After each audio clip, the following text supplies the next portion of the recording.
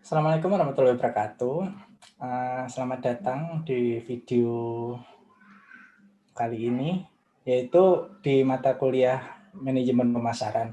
Nah, pada kesempatan kali ini kita akan membahas bab 14 atau chapter 14, yaitu terkait promotion to, yang di dalamnya termasuk ada social media marketing, direct or database marketing, personal selling, dan public relation. Sebelum kita mulai, kami semua berlima akan memperkenalkan masing-masing. Oke, next slide mungkin.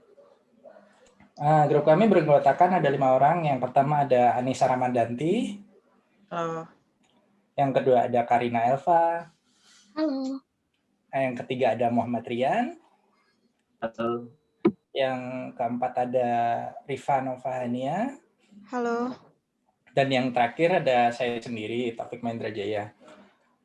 Untuk mempersingkat waktu, sebelum kita mulai saja ya. Yang pertama kita akan memperlihatkan outline-nya. Nah, di dalam bab ini ada 4 subbab yang akan kita bahas, yaitu yang pertama ada social media marketing, direct marketing, personal selling, dan public relation. Untuk itu langsung kita mulai saja ya. Untuk yang pertama yaitu social media marketing. Nah, di bab sebelumnya kan dalam promotion 1 yaitu bab 13 kita kan sudah membahas salah satu model marketing communication, yaitu one to many. Di antaranya ada iklan dan promosi. Nah, di bab ini kita akan membahas social media marketing, di mana next slide dulu, di mana social media marketing merupakan merupakan model komunikasi marketing many to many. Nah, menurut penulis Charlene Lee dan Josh Bernoff, dalam zaman sekarang ini ada perubahan communication landscape yang disebut groundswell, yaitu di mana ada tren sosial yang ketika para orang-orang atau people masyarakat itu menggunakan teknologi untuk mendapatkan apa yang mereka butuhkan dari masyarakat sendiri ketimbang dari suatu institusi seperti perusahaan. Nah, di model many to many communication ini membuat istilahnya para marketer itu bukan satu-satunya yang ngomong terkait produk mereka. Jadi dalam model komunikasi ini para customer-nya sendiri itu yang membahas terkait produk para marketer itu sendiri. Ngerti nggak? Ya seperti itulah maksudnya. Nah, di contohnya itu sosial media marketing itu sudah menggeser cara tradisional marketing, yaitu terutama untuk para target yang masih muda. Nah, seperti yang contohnya itu pada tahun 2015 ya, orang itu banyak menghabiskan waktunya di internet ketimbang di TV, apalagi membaca koran gitu. Nah, pada tahun 2015 itu juga itu kenaikan pembaca majalah itu cuma 7,1%, sedangkan para pembaca majalah online atau koran online, berita online, portal berita online itu naik sebanyak 53%.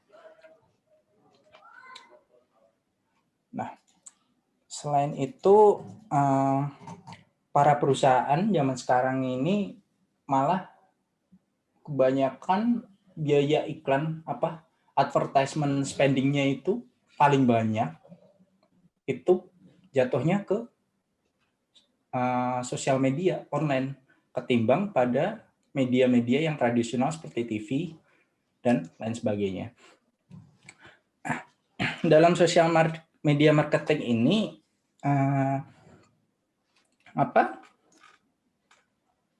para marketer itu juga melihat para customer-nya itu lebih lebih susah untuk dipuaskan lah istilahnya.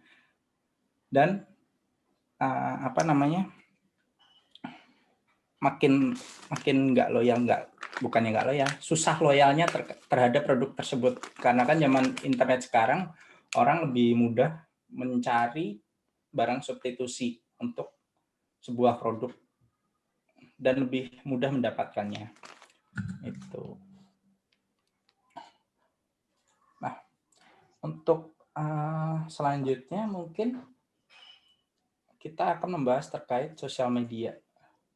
Nah, apa itu sosial media? Sosial media merupakan platform berbasis internet yang bukan bisa membuat sih enaknya omongnya, yang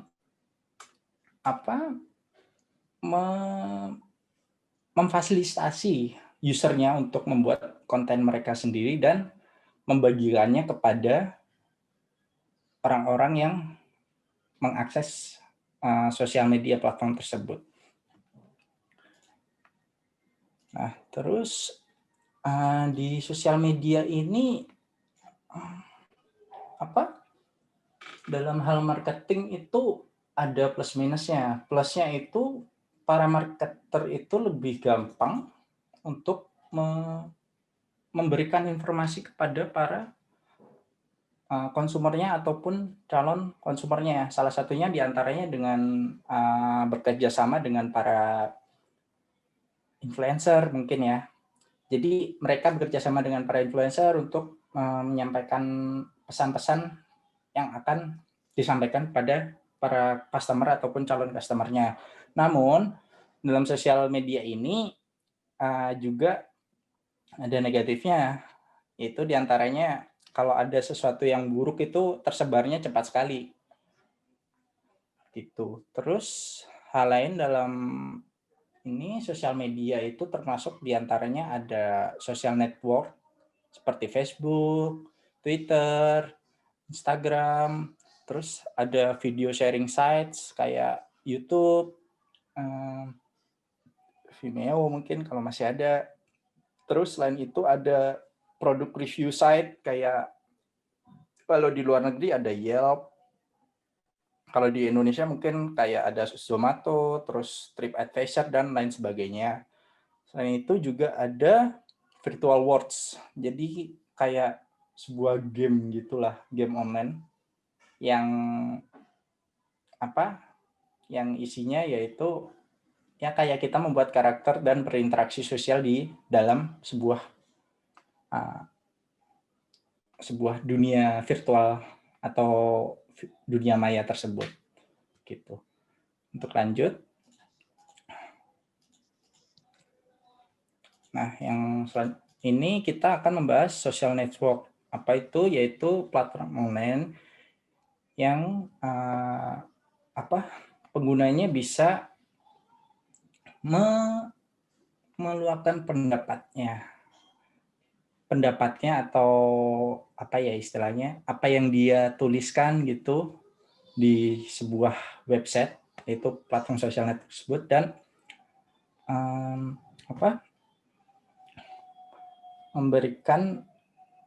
membagikannya gitu loh kepada member yang lain, entah itu follower atau temannya gitu, dan mereka bisa bereaksi terhadap apa yang disampaikan oleh user tersebut. Nah, dari social networks itu para marketer itu bisa memanfaatkan hal tersebut, yaitu mereka bisa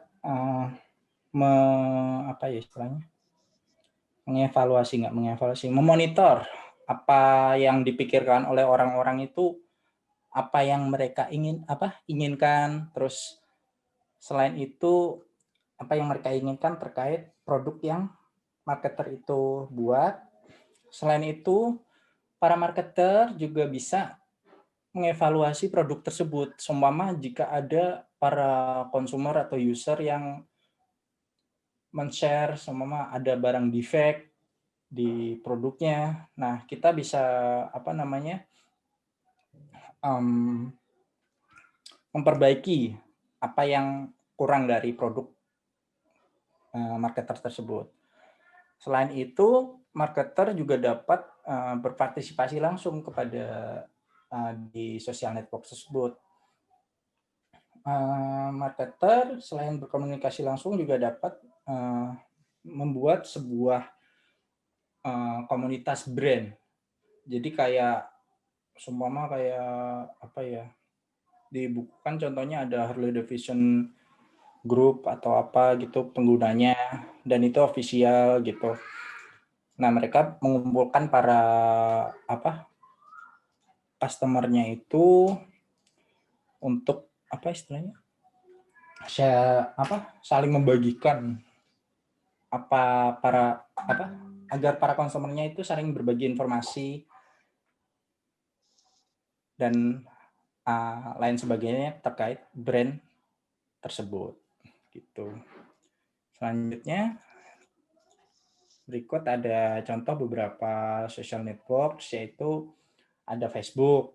Ya, seperti kita tahu Facebook itu merupakan social network paling populer ya. Penggunanya paling banyak sampai sekarang, sepertinya masih terbanyak di antara yang lainnya di dunia ini. Ada mungkin 1,5 miliar lebih atau hampir 2 miliar mungkin ya kalau sekarang. Nah, selain ada Facebook, ada namanya Twitter. Nah, Twitter itu free microblogging service, yaitu ya tweet lah, kita tahu sendiri Twitter kerjanya kayak gimana, yang bisa membuat kita men-share post terkait pendapat atau apa sebagainya, jelas maupun nggak jelas, dan seperti itu. Nah, yang ketiga ada virtual world. Virtual world itu online gimana ya, kayak seperti dunia maya, beneran dunia maya, di mana di dalamnya itu ada user yang direpresentasikan sebagai avatar lah, dan mereka saling hidup di dunia maya itu dan saling berinteraksi satu sama lain.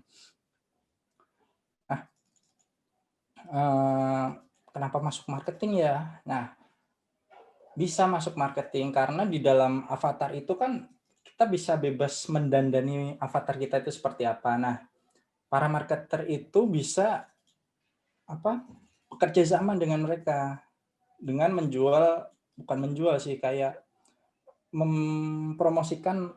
Seumpama nih ada marketer fashion gitu, mempromosikan fashionnya lewat virtual world tersebut. Kayak selain nggak harus fashion sih, kayak teknologi atau apa gitu, yang lain produk. Nah, mereka bekerja sama dengan mereka, kayak ngadain seumpama dalam virtual world tersebut di dalam waktu tertentu ada event apa gitu, terus biasanya disponsori oleh brand yang mau dikenalkan oleh marketer. Jadi kayak seumpama nih gimana ya ngomongnya, kayak Sims gitu. Nah, di dalam seperti kita tahu virtual world yang paling dikenal kan The Sims kan. Nah, di dalam itu mungkin ada brand baju atau apa gitu, mereka menyediakan kayak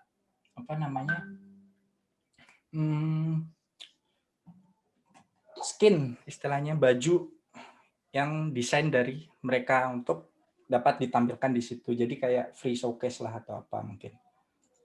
Nah, untuk selanjutnya yaitu ada product review sites, yaitu sebuah website yang tujuannya emang benar-benar cuman buat produk review. Nah, ini itu website ini ya enable people to post stories about their experience with goods and service. Ya, jadi kayak ngasih review kepada sebuah layanan atau produk dan dipostkannya di website. Nah, itu dari segi marketing bisa buat kita evaluasi apakah produk atau layanan yang kita berikan kepada para konsumer itu sudah memenuhi standar mereka atau belum gitu. Dan kita bisa memperbaikinya. Gitu. Selanjutnya dalam social media marketing ada mobile apps and location based social networks. Nah, yang pertama bahas location based social networks ya. Nah, dalam location based ini networks ini jadi ada jaringan yang terintegrasi dengan GPS teknologi yang membuat penggunanya itu bisa mengalert atau memberitahukan kepada temannya di mana dia berada gitu. Nah, apa hubungannya dengan marketing? Sangat lumayan lah kalau sama marketing. Nah, hubungannya dengan marketing itu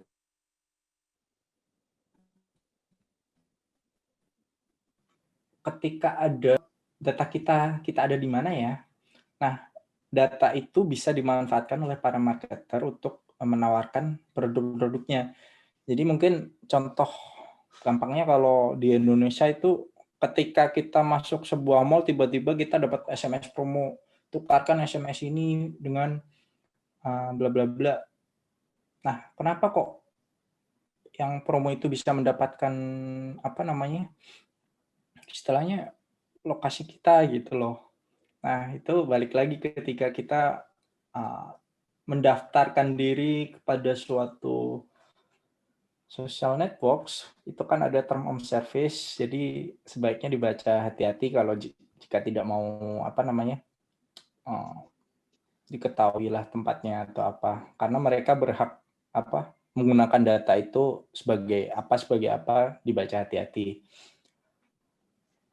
Nah, itu. Selain itu ada mobile apps, yaitu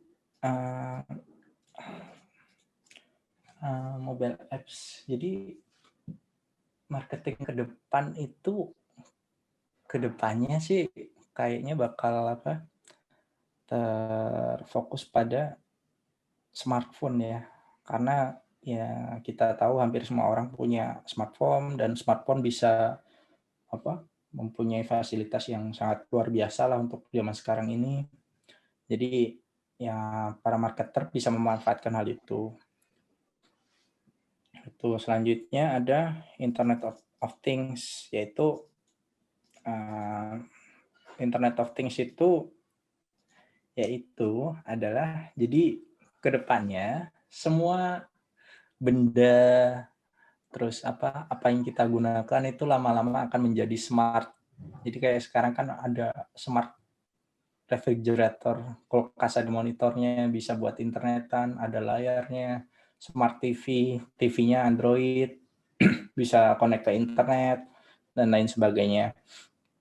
Nah, kedepannya itu Internet of Things akan mendominasi marketing dan akan marketer harus bisa beradaptasi dengan hal tersebut. Oke, mungkin itu saja yang presentasi dari saya terkait sosial media marketing. Untuk selanjutnya, direct marketing akan dilanjutkan oleh siapa ya? Sebentar. Oleh Rian. Mungkin Rian, silakan.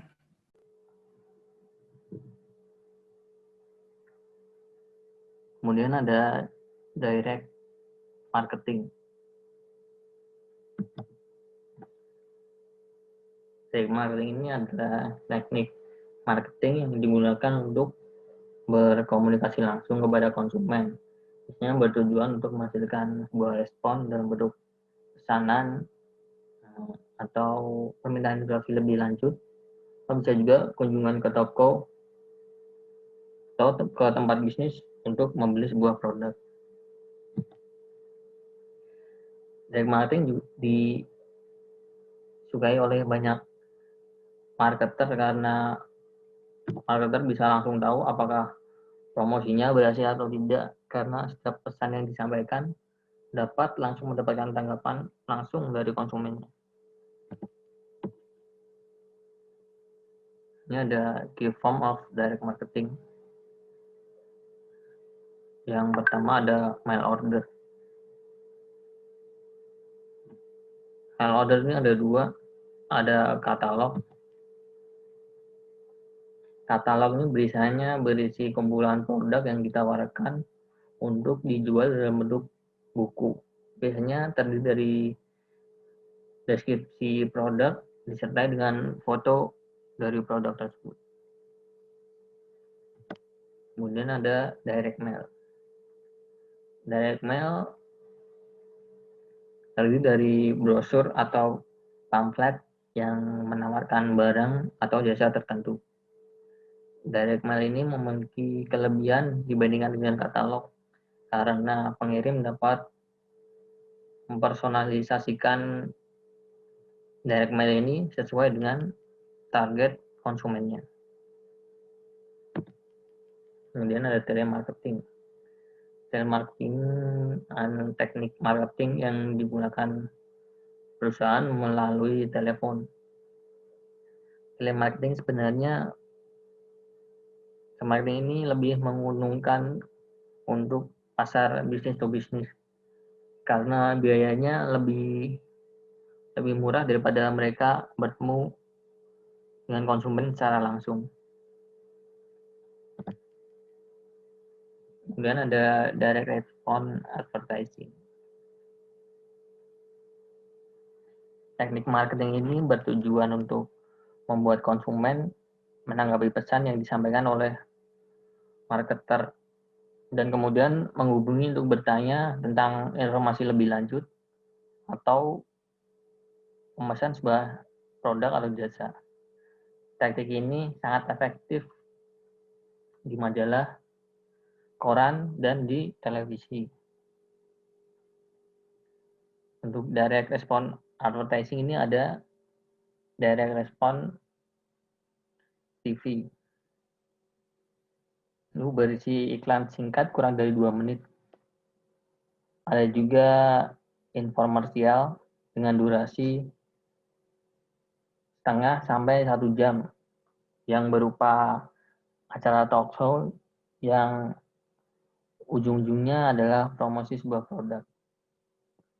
Untuk kategori produk di direct response TV yang paling laku adalah peralatan olahraga, produk self improvement, produk diet, produk kesehatan, peralatan memasak, dan peralatan musik.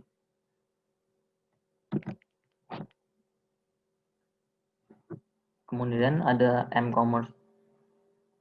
E-commerce ini adalah teknik marketing melalui telepon seluler dan perangkat seluler lainnya seperti smartphone. Contoh dari m-commerce ini adalah penawaran produk melalui SMS.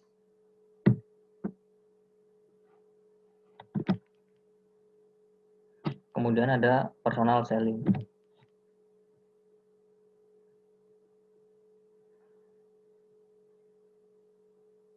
Personal selling ini adalah perwakilan perusahaan atau salesperson yang berinteraksi langsung dengan konsumen atau calon konsumen untuk mengkomunikasikan sebuah barang atau jasa. Untuk pasar bisnis to bisnis, personal selling ini lebih kepada menjalin hubungan yang baik terhadap klien. Kemudian ini ada beberapa faktor dari influence of firms emphasis on personal selling. Ini ada jika negosiasi diperlukan, jika produknya mahal, dan lain-lain. Bisa dilihat sendiri di gambar ini.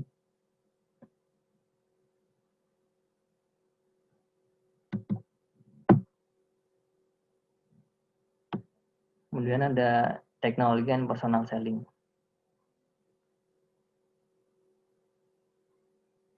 Yang pertama ada Partner Relationship Management atau PRM. PRM ini adalah sebuah sistem yang menghubungkan informasi antara perusahaan penjual dan perusahaan pembeli. Sistem ini memungkinkan perusahaan itu untuk berbagi informasi secara mudah.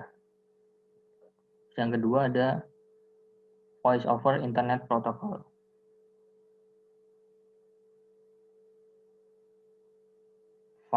VoIP ini adalah teknologi yang memungkinkan percakapan suara jarak jauh melalui media internet. Salah satu produk Voice over Internet Protocol yang terkenal atau yang paling sering digunakan adalah Skype. Jadi dulu salesperson harus berpergian selama 4 hari dalam seminggu dan sangat membuat mereka punya waktu yang sedikit bagi keluarga mereka. Tapi sekarang dengan adanya teknologi VoIP ini menjadi win-win solution bagi karyawan maupun bagi perusahaan. Karena karyawan dapat bekerja dari mana saja dan punya waktu yang cukup untuk keluarga mereka, dan perusahaan dapat menghemat dana mereka untuk menyewa kantor dan biaya berpergian bagi karyawan mereka. Kemudian ini akan dijelaskan oleh teman saya.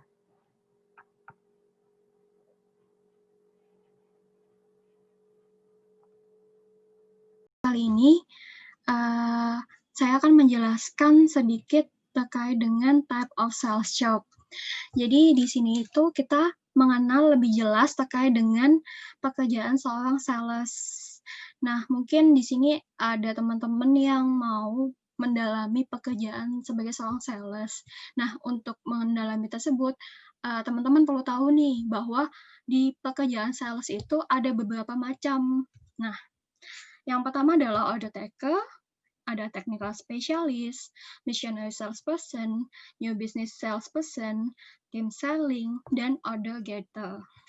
Nah, mungkin kita akan bahas satu-satu ya teman-teman. Nah, apa sih itu order taker? Nah, order taker itu adalah seorang salesperson yang memproses transaksi yang langsung sesuai dengan permintaan customer. Jadi, intinya seperti kalau kita ke restoran, kita mau beli makan, kita panggil seorang salesperson, kita, Mbak, saya mau minta makanan ABC, minumannya ABC, kayak gitu. Nah, si salesperson tersebut akan mencatat pesanan kita dan akan membawakan makanan atau minuman sesuai pesanan kita. Nah, itu yang dimaksud dengan order taker. Nah, biasanya order taker ini merupakan posisi yang agak kurang memiliki penghasilan yang cukup rendah kayak gitu. Tidak. Nah, kemudian selanjutnya itu adalah technical specialist.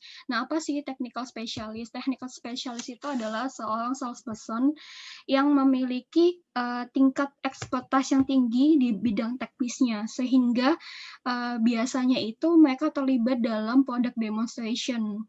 Seperti itu. Kemudian kita lanjut ke missionary salesperson. Apa sih missionary salesperson?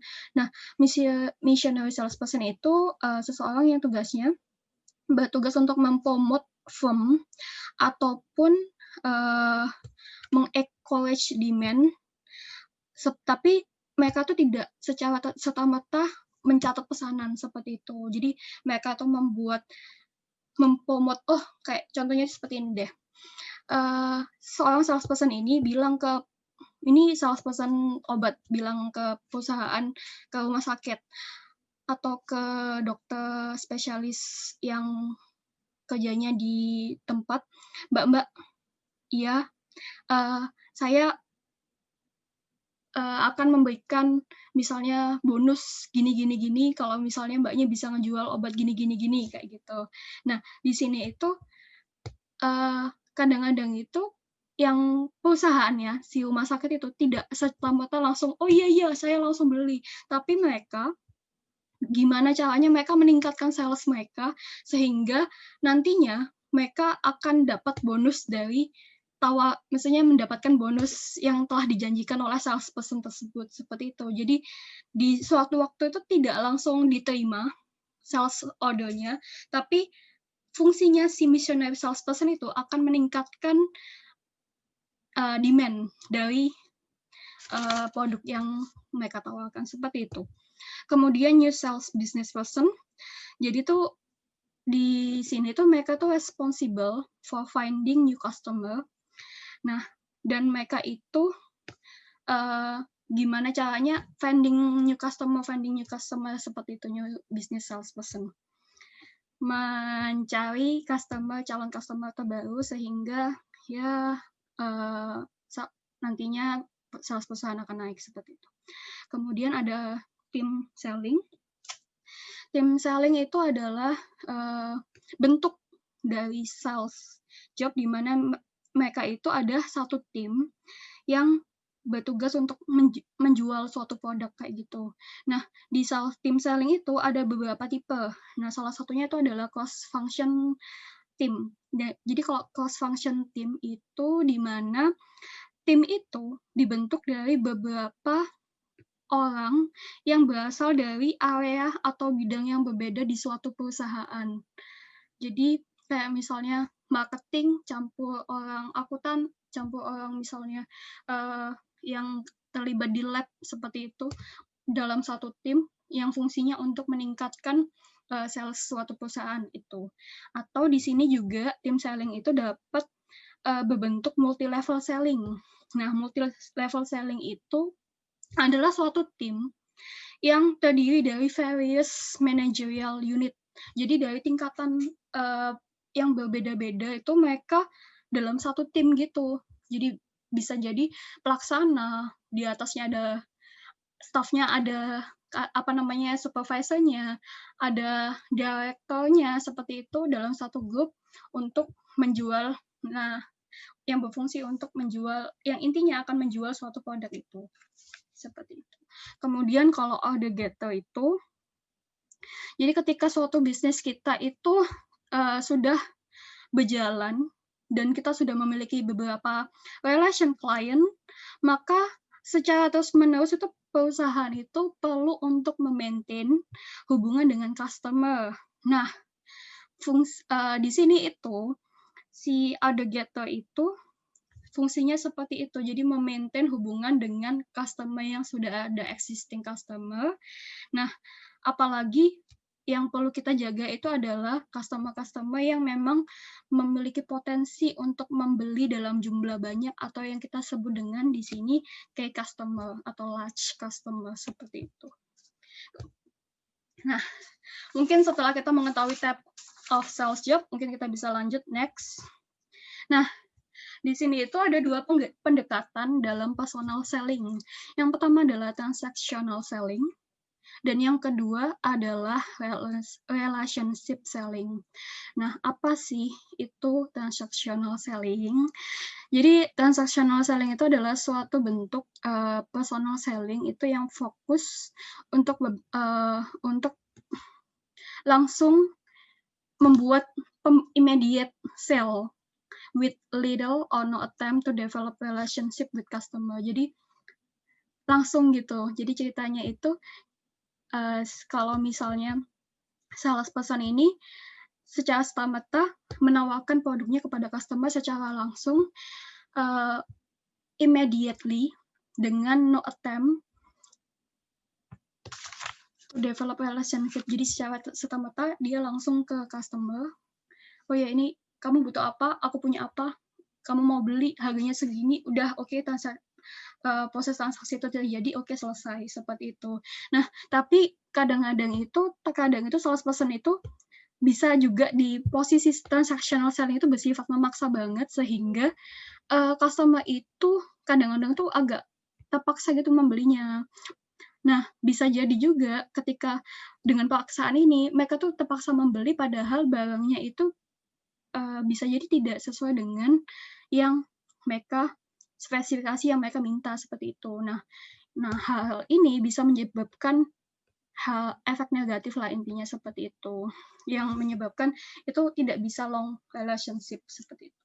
Kemudian kalau yang relationship selling itu, jadi itu di sini itu bagaimana salesperson itu menjual produknya itu dengan memberikan jaminan pengembangan dan memaintain long-term relationship dengan customer, sehingga di masa depan customer itu pasti akan kembali lagi untuk membeli produknya seperti itu. Jadi bagaimana caranya dia memaintain, baik dari segi produk, baik dari segi harga yang mereka tawarkan, atau bagaimana kualitas mereka dalam menawarkannya seperti apa. Nah, itu di bagian relationship selling. Jadi kita dari awal prosesnya hingga akhir kita maintain supaya customer itu kembali lagi ke perusahaan seperti itu. Ya, next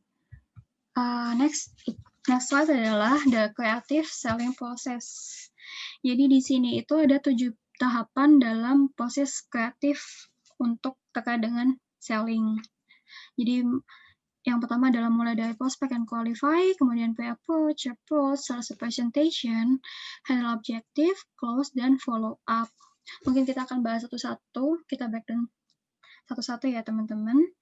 Jadi yang pertama adalah prospect and qualify. Di sini tuh sales itu mengidentifikasi dan mengembangkan daftar berisi list calon customer yang akan mereka tawarkan suatu barang tersebut. Nah, list itu berasal dari mana aja sih? Nah, list yang salesperson buat itu bisa berasal dari yang pertama adalah existing customer list. Jadi dari list yang existing itu mereka akan tawarkan produk yang lainnya seperti itu. Atau bisa dari telepon directories, itu bisa kita ambil dari buku telepon Telkom kalau yang di Indonesia. Kalau yang selanjutnya mungkin kita juga bisa ambil dari commercial available database, yaitu kita bisa ambil data-data yang tersedia secara komersial di internet seperti itu. Nah, prospect and qualify ini tuh prosesnya juga kita tuh juga bisa melakukan cold calling. Cold calling itu adalah proses di mana si salesperson itu menghubungi si calon customer tanpa pemberitahuan sebelumnya. Nah, bisa jadi melalui cold calling itu ada transaksi penjualan ataupun tidak. Jadi kita tidak bisa mengharapkan apabila cold calling itu bisa berhasil atau tidak seperti itu. Kemudian selanjutnya kita masuk ke pre-approach. Nah, pre-approach itu adalah suatu kondisi di mana pre-approach itu adalah ini teman-teman. Jadi salesperson itu ketika sudah melalui tahapan prospect and qualify kan mereka mendapatkan list-listnya, list daftar calon customer yang akan dihubungin. Nah, di pre-approach stage itu salesperson itu mengembangkan informasi terkait prospective customer tersebut dan merencanakan sales interview. Jadi di sini itu proses pre-approach itu si salesperson itu merencanakan proses sales interview. Jadi di mana salesperson tersebut itu sudah menyiapkan hal-hal yang ingin mereka informasikan kepada calon customer seperti itu, sehingga customer tersebut mengetahui produknya, dan apabila customer tersebut berminat, maka pasti akan terjadi transaksi jual beli seperti itu. Kemudian yang ketiga adalah proses approach. Apa itu proses approach? Proses approach itu adalah awalnya pada proses 1 salesperson sudah mengidentifikasi listnya. Proses kedua, salesperson itu sudah mempersiapkan list daftar informasi apa yang akan dikemukakan kepada customer. Dan proses ketiga adalah bagaimana si salesperson itu membangun good impression kepada customer. Jadi di proses approach itu pendekatan kepada customer, how to make a good impression untuk customer, sehingga customer itu dapat mengetahui apa produk yang akan dijual dan apa manfaatnya, benefitnya, terus sehingga mereka butuh atau tidak seperti itu, mereka akan mendapatkan informasi tersebut. Nah, kalau yang keempat itu sales presentation.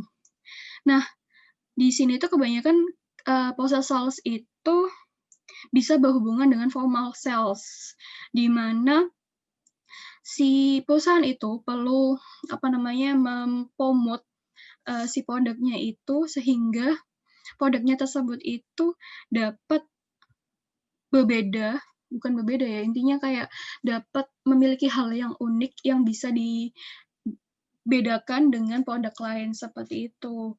Jadi ada ciri khasnya suatu produk, bagaimana produk tersebut beda sama produk lain. Nah, di sini itu selain produk itu, si salesperson itu juga punya kepentingan bagaimana dia menjadi seorang yang menjadi intinya orang terdepan dalam suatu perusahaan untuk menampilkan suatu produk. Jadi bagaimana dia menjadi sosok yang profesional di bidangnya sehingga terlihat, oh, saya mau beli produk tapi salesperson-nya ini bagus loh dari segi penampilan, dari segi tingkah laku, dari segi tutur kata, dari segi bagaimana dia merespon konsumen sehingga produk tersebut itu memiliki daya tawar yang tinggi seperti itu. Jadi kita langsung masuk ke handle objection. Nah, yang kita tahu itu pasti dalam suatu proses transaksi tawaran, jadi ketika sales memberikan penawaran informasi seperti itu, nah pastilah customer itu memiliki pertanyaan-pertanyaan. Nah, di sini itu bagaimana salesperson itu memiliki kemampuan untuk menjawab pertanyaan-pertanyaan si customer, sehingga customer itu mendapatkan informasi yang mereka butuhkan, dan informasi tersebut juga yang diberikan salesperson itu juga harus bersifat persuasif, di mana yang nantinya si customer itu akan berkeinginan untuk membeli suatu produk seperti itu. Nah, untuk tahapan ke-6 itu adalah crucial thing, di mana di tahapan close ini si salesperson itu pada titik ketika apakah saudara akan membeli barang ini, berminat untuk membeli barang ini, atau jumlahnya berapa, seperti itu. Jadi di tahapan closing the sale itu merupakan tahapan dari proses penjualan seperti itu, di mana salesperson itu menanyakan kepada customer apakah Anda berminat untuk membeli barangnya. Nah, ada beberapa tipe pendekatan yang salesperson dapat lakukan. Nah, yang pertama adalah tipe last objective close, yaitu menanyakan kepada customer apakah Anda sudah siap untuk membeli produk saya, seperti itu. Kemudian ada assumptive. Assumptive itu asumsi si salesperson bahwa si customer sudah menginginkan produknya dan dia akan menanyakan pertanyaan berapa banyak jumlah yang Anda ingin beli, seperti itu. Kemudian si salesperson itu juga dapat menggunakan closing statement dengan cara menyatakan bahwa buy now, kayak gitu. Jadi Bapak, Ibu, Kakak, Adik, teman-teman sekalian tolong, Bapak, Ibu, ya seperti itu. Silakan membeli produk ini. Apabila Anda tidak membeli produk ini sekarang juga, Anda akan kehilangan kesempatan untuk mendapatkan diskon-diskon khusus seperti itu. Nah, jadi di sini itu bagaimana caranya si salesperson closing statement dengan cara beli sekarang, kalau tidak Anda akan kehilangan kesempatan, kayak gitu. Ya, itu adalah salah satu dari closing statement yang dibuat oleh si salesperson untuk mempersuasif customer untuk membeli produknya. Kemudian pada tahapan terakhir yaitu follow up. Nah, follow up itu adalah bagaimana salesperson itu menjaga relation dari customer seperti itu, menindaklanjuti. Jadi hubungan jual beli itu tidak hanya berakhir pada saat ini saja, tapi juga ada after selling-nya. Nah, seperti di sini itu salesperson itu juga membantu customer itu untuk mengetahui misalnya update produk yang akan dijual ke depan, produk perusahaan terbaru yang akan ditawarkan selanjutnya, atau membantu customer dalam penanganan barang-barang rusak, atau misalnya bagaimana sih cara misalnya mengklaim garansi seperti itu, sehingga terjadi hubungan baik antara si perusahaan dengan customer, membuat long last relationship seperti itu, sehingga makin dari satu mulut ke mulut lain pasti perusahaan itu akan cukup dikenal sehingga sales perusahaan akan naik seperti itu. Mungkin dari saya seperti itu. Selanjutnya 14.4 akan dijelaskan oleh rekan saya, Anissa. Terima kasih. Baik, selanjutnya saya akan membahas terkait public relation. Nah, sebenarnya apa sih pengertian dari public relation itu sendiri? Kalau berdasarkan buku marketing Solomon edisi 9, public relation itu merupakan suatu bentuk komunikasi yang dilakukan marketer dalam usaha untuk membangun hubungan yang baik dengan organisasi publik, termasuk di dalamnya itu adalah consumer, stockholder, legislators, dan stakeholder lainnya dalam organisasi tersebut. Atau kalau disederhanakan, public relation itu secara garis besar adalah strategi perusahaan untuk membangun relasi baik dengan publik supaya dapat mendapatkan opini yang positif dari kalangan masyarakat sekitarnya.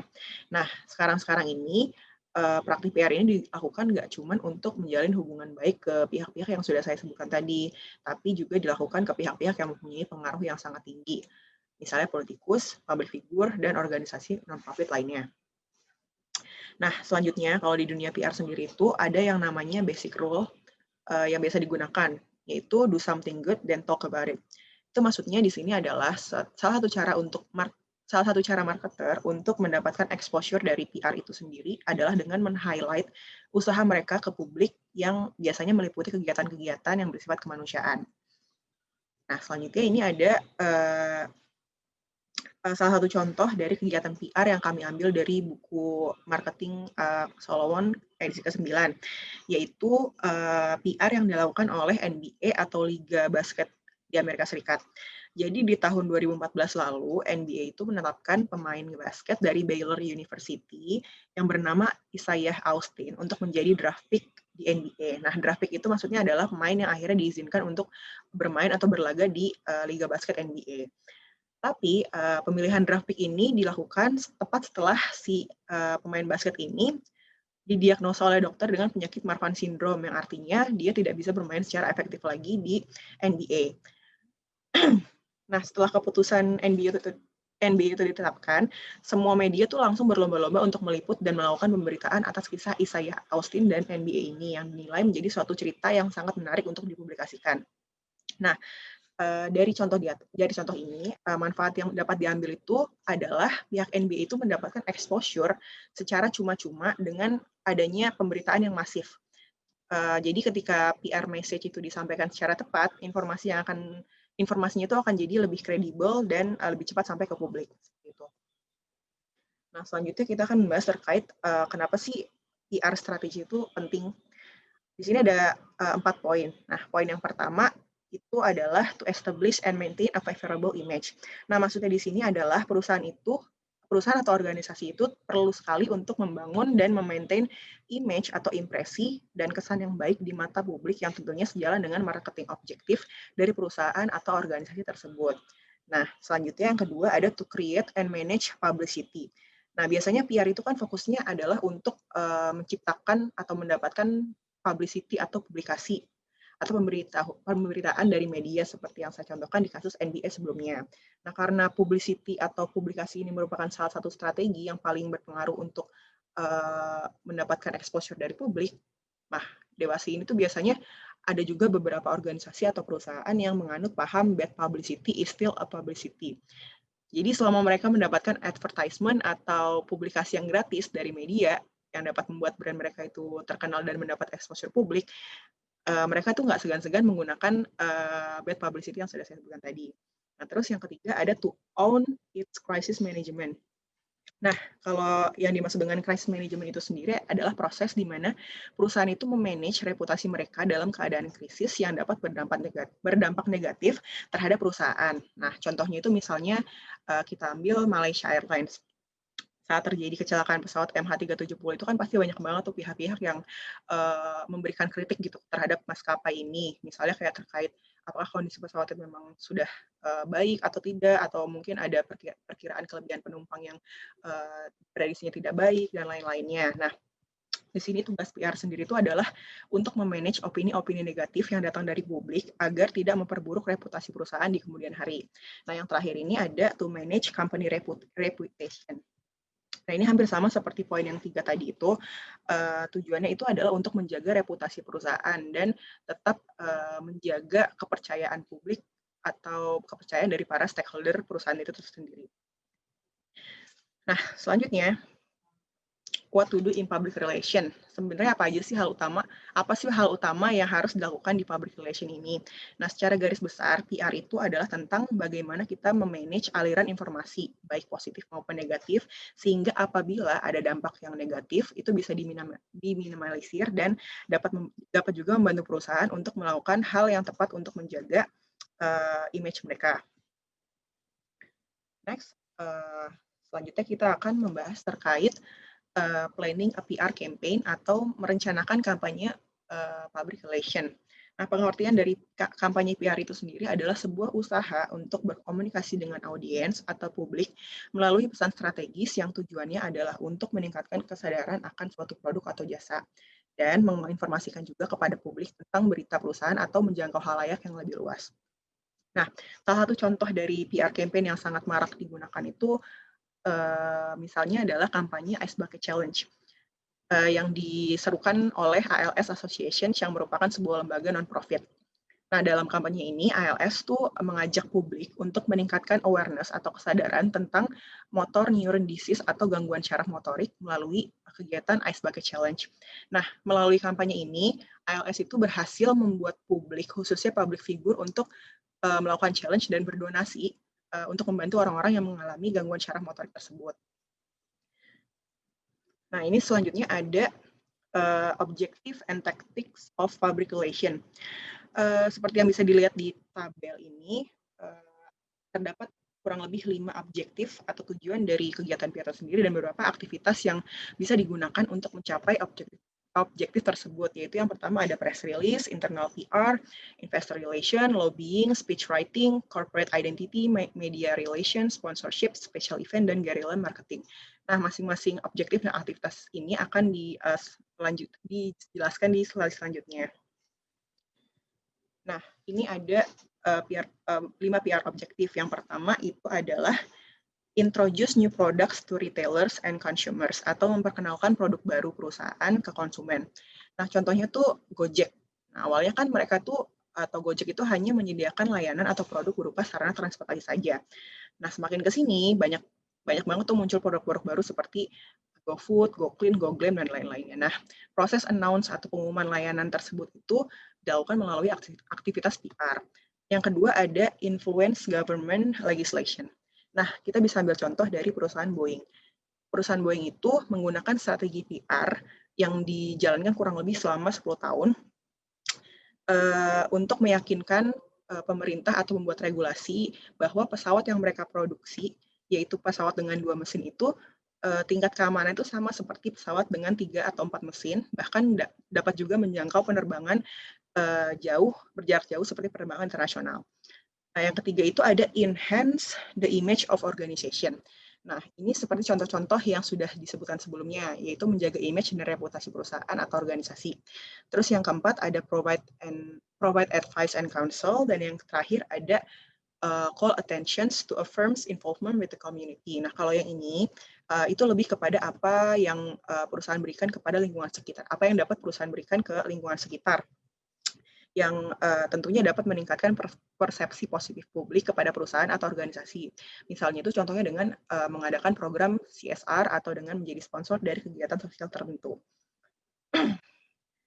Selanjutnya, kita akan membahas satu persatu terkait aktivitas yang dilakukan dalam public relation ini. Nah, aktivitas ini biasanya diperuntukkan untuk targeted public tertentu atau masyarakat tertentu yang tentunya dilakukan untuk menuai impresi positif. Nah, PR aktivitas yang pertama ini adalah press release. Pengertian dari press release sendiri adalah informasi yang dibuat atau disusun oleh bagian PR atau humas dengan tujuan untuk memberikan informasi kepada publik melalui media massa, surat kabar, baik online ataupun offline, yang tujuannya adalah untuk mendapatkan publikasi. Contohnya, salah satu contoh press release itu misalnya suatu perusahaan itu ingin mengeluarkan press release saat mereka akan melakukan IPO atau initial public offering. Nah, tujuannya itu supaya orang-orang tuh aware dan akhirnya membeli saham mereka. Selanjutnya ada internal PR and external stakeholder. Nah, internal PR ini sendiri adalah pihak internal dari perusahaan atau organisasi yang langsung melakukan publikasi, atau bisa melalui karyawan langsung, atau juga bisa melalui media internal perusahaan. Nah, publikasi yang dilakukan internal PR ini ditujukan untuk pihak luar perusahaan agar mereka mengetahui informasi-informasi terkini terkait perusahaan. Selanjutnya ada speech writing and corporate communication. Nah, ini maksudnya penyusunan bahan speech atau pidato oleh bagian PR untuk selanjutnya dikomunikasikan dikomunikasikan oleh level eksekutif perusahaan yang lebih tinggi kepada khalayak. Isinya itu bisa berupa pencapaian perusahaan dan berita-berita lainnya tergantung dari target publikasi yang ingin dicapai. Terus yang keempat ada sponsorship and special event. Nah, sponsorship ini maksudnya adalah perusahaan itu memberikan bantuan finansial tertentu untuk mendanai suatu event atau program yang bertujuan untuk mendapatkan rekognisi dari publik atas keterlibatan perusahaan dalam acara tersebut. Nah, biasanya yang didanai itu adalah kegiatan-kegiatan yang bersifat sosial dan kemanusiaan. Contohnya, balik lagi ke perusahaan Gojek ya. Mereka itu kan punya ada yang namanya program beasiswa Mitra Gojek. Nah, melalui beasiswa Mitra Gojek ini, pihak Gojek itu memberikan beasiswa kepada anak-anak dari mitra atau driver mereka untuk dapat melanjutkan sekolah, seperti itu. Nah, selanjutnya ada brand ambassador dan evangelist yang akan dijelaskan oleh rekan saya, Rifa. Baik, selanjutnya saya akan meneruskan penjelasan dari Anissa terkait dengan PR activities. Jadi, selain yang disebutkan oleh Anissa tadi, ada salah satu hal yang tidak kalah penting dalam kegiatan public relation, yaitu brand ambassador and brand evangelist. Jadi, banyak marketer yang merekrut pelanggan setia atau loyal customers sebagai brand ambassador atau brand evangelist untuk membantu dalam mempromosikan produknya. Nah, sebenarnya apa sih perbedaan dari brand ambassador dengan brand evangelist ini? Jadi brand ambassador itu adalah seseorang yang disewa atau di-hire oleh suatu perusahaan untuk mempromosikan produknya atau brandnya dengan tujuan untuk meningkatkan brand awareness atau meningkatkan penjualan. Nah, brand ambassador ini berguna untuk mempengaruhi audiensnya yang besar untuk membeli produk yang ditawarkan perusahaan ini. Nah, brand ambassador ini biasanya dilakukan oleh kalangan artis dan selebriti. Jadi, biasanya mereka memanfaatkan penggemarnya atau followersnya untuk mempromosikan produk dari suatu perusahaan. Tuh, jadi, penggemarnya atau followersnya akan tertarik dengan produk yang dipromosikan oleh artisnya, artis kesukaannya gitu. Nah, sedangkan brand evangelist ini adalah pelanggan setia yang memiliki hubungan emosional terhadap suatu brand dan mereka rela melakukan apapun untuk brand tersebut. Nah, brand evangelist ini biasanya akan dengan senang hati mempromosikan suatu produk atau brand yang disukainya dengan cuma-cuma gitu. Jadi ibaratnya brand evangelist ini adalah fans fanatik dari suatu produk atau suatu brand. Nah, contohnya adalah Apple. Jadi ketika Apple itu mengumumkan akan merilis iPhone seri terbaru, biasanya banyak masyarakat yang sudah membicarakan dan menantikan seri iPhone terbaru ini. Nah, itulah yang disebut dengan brand evangelist dari Apple. Jadi mereka akan dengan senang hati membeli produk dari iPhone seri terbaru ketika Apple mengeluarkannya gitu. Nah, itulah yang disebut dengan brand evangelist. Selanjutnya ada guerrilla marketing. Jadi ini juga salah satu aktivitas public relation. Nah, guerrilla marketing ini awalnya terinspirasi dari teknik perang gerilya. Nah, teknik perang gerilya ini kan memiliki bentuk perang yang penuh dengan kejutan dan gebrakan secara tiba-tiba gitu. Jadi guerrilla marketing ini salah satu strategi pemasaran yang dilakukan dengan melakukan suatu hal yang tidak biasa, yang dapat mengejutkan konsumen dan membuat kesan yang tidak terlupakan bagi konsumen gitu. Nah, guerrilla marketing ini biasanya lebih low budget atau tidak menghabiskan banyak budget untuk melakukan teknik pemasaran guerrilla ini.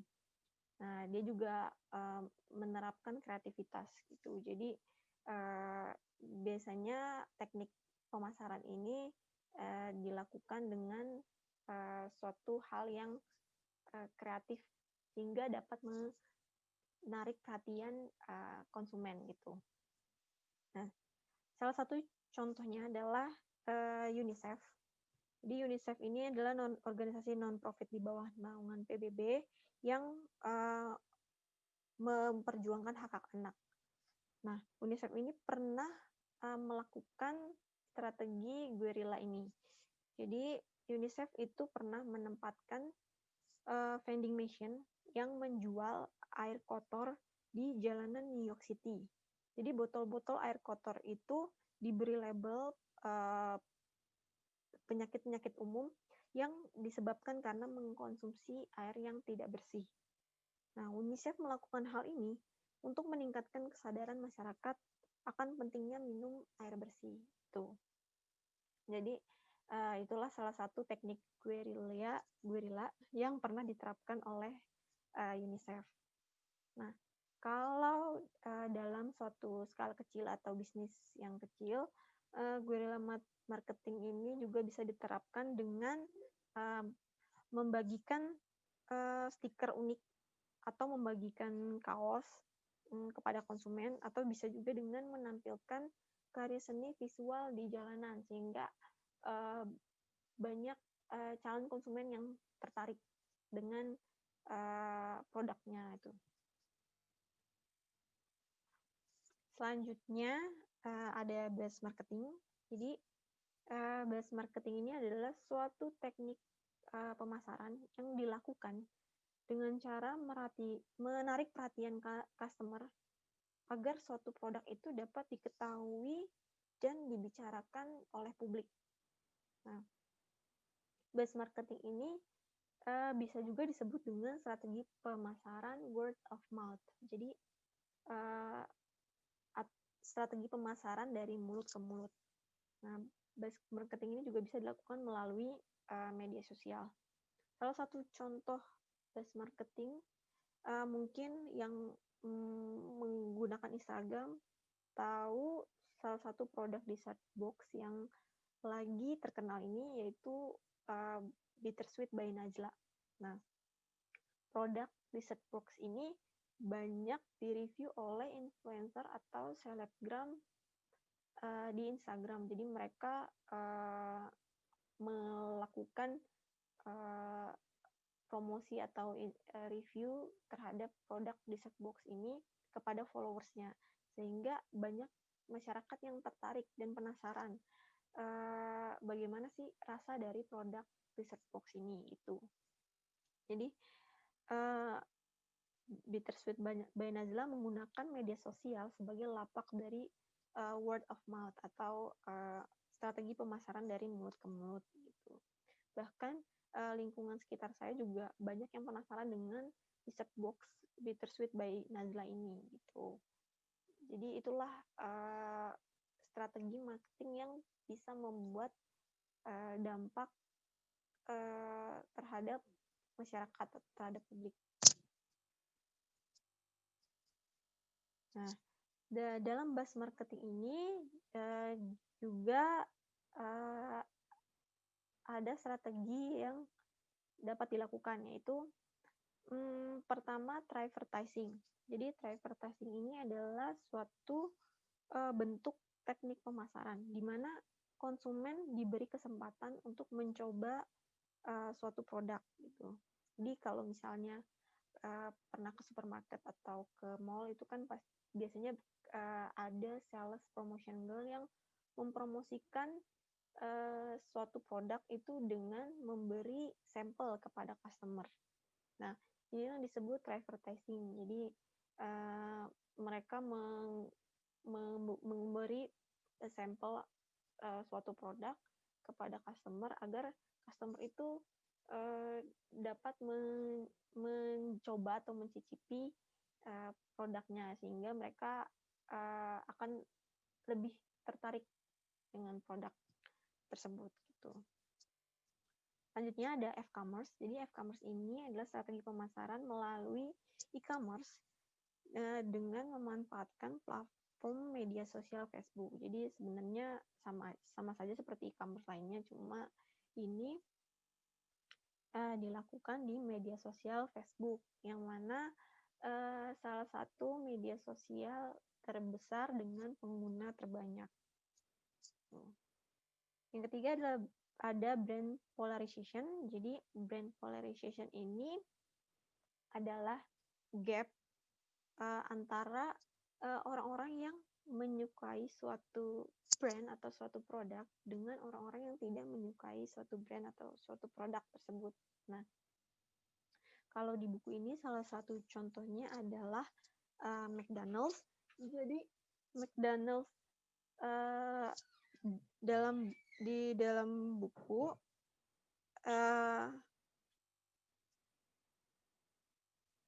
konsumen yang menyukai McDonald's ini ada 33%. Sedangkan konsumen yang tidak menyukai McDonald's ada 29%. Nah, itulah yang disebut dengan brand polarization atau gap antara orang-orang atau customer yang menyukai McDonald's dengan yang tidak menyukai McDonald's. Selanjutnya ada viral marketing. Jadi viral marketing ini adalah suatu strategi atau aktivitas pemasaran yang dilakukan dengan membuat iklan yang dapat menjadi viral atau terkenal secara tiba-tiba. Nah, salah satu contoh viral marketing yang pernah diterapkan oleh Lazada. Jadi pada tahun 2017, Lazada memasang billboard yang sempat menjadi bahan perbincangan di dunia maya. Nah, Lazada dengan sengaja memasang billboard secara terbalik. Hal tersebut dilakukan untuk menarik perhatian masyarakat gitu. Jadi karena iklan yang menarik ini banyak konsumen yang membicarakan sehingga menjadi viral. Nah, itulah yang disebut dengan viral marketing.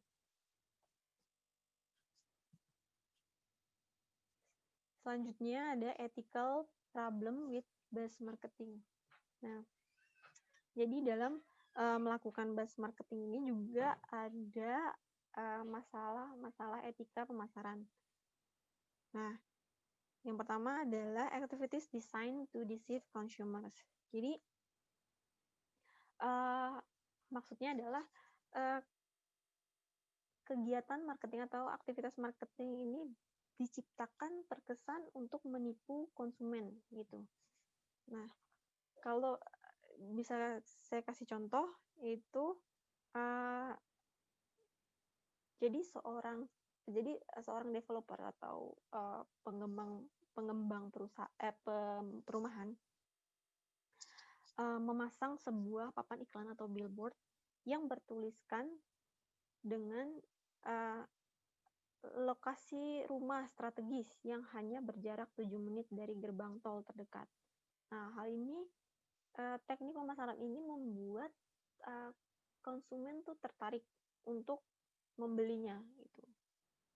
Nah, padahal pada kenyataannya jarak dari gerbang tol ke perumahan tersebut bisa jadi lebih dari 7 menit gitu.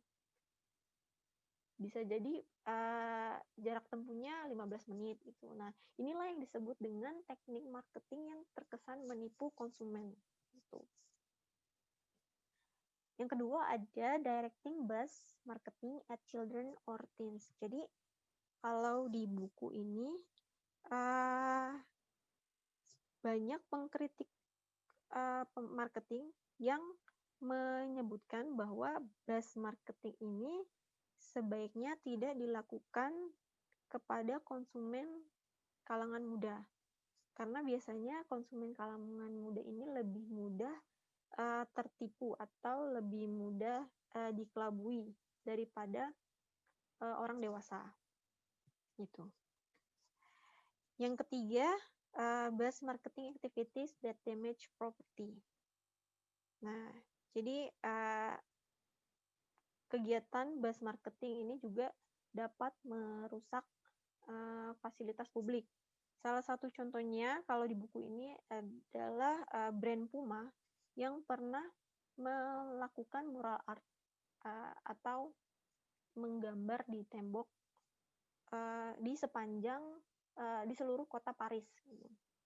Jadi brand Puma ini membuat gambar atau mural art logo dari Puma di seluruh kota Paris gitu. Nah, hal ini disebut dengan vandalisme gitu. Jadi perusahaan Puma ini juga harus bertanggung jawab dengan vandalisme yang telah dia buat gitu.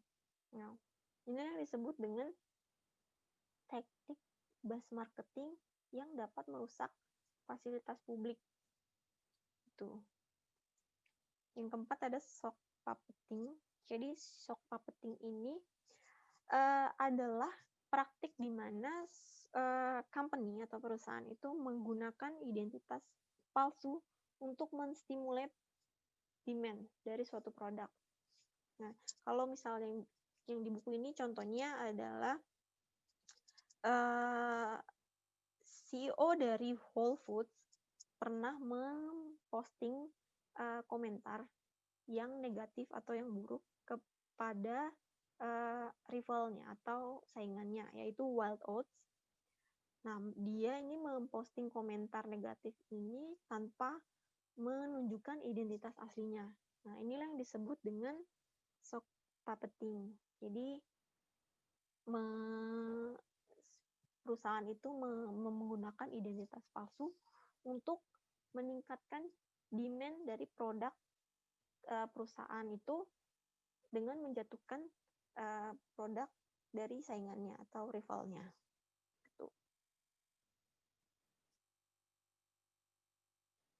Oke, sekian dari kelompok kami. Kurang lebihnya mohon maaf. Assalamualaikum warahmatullahi wabarakatuh.